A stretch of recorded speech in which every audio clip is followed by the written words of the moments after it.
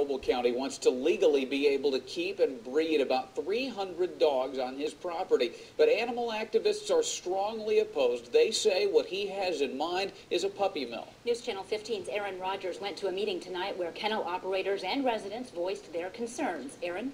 In what was quite a lengthy meeting, the Noble County Zoning Board was supposed to hear cases from 6 breeders. All of them wanted permission to keep more dogs on their properties.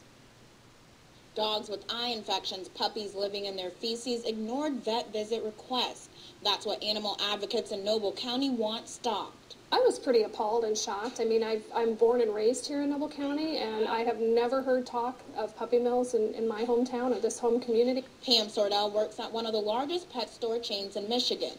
She filed a complaint with the Noble County Zoning Board after finding out information that concerned her about where her puppies were coming from, causing the meeting tonight.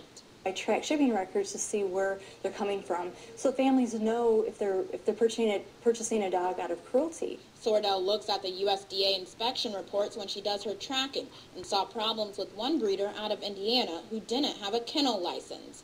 There's a lot of violations coming out of the Bontranger's farm.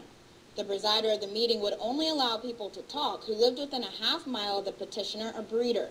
He said the zoning board would only deal with issues of land use with the dogs, and any sanctions, violations, and complaints had to be handled by law enforcement.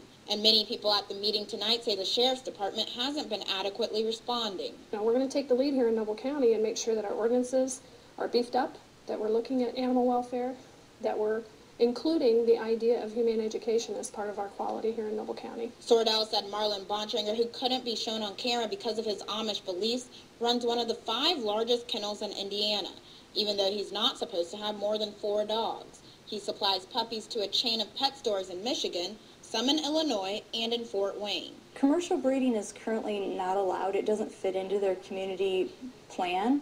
And we feel that if they say yes, it's going to open the doors to more breeding. They don't have enforcement. And enforcement is what advocates really want from all of this. Someone to check in on the breeders to make sure dogs aren't living in unsanitary conditions.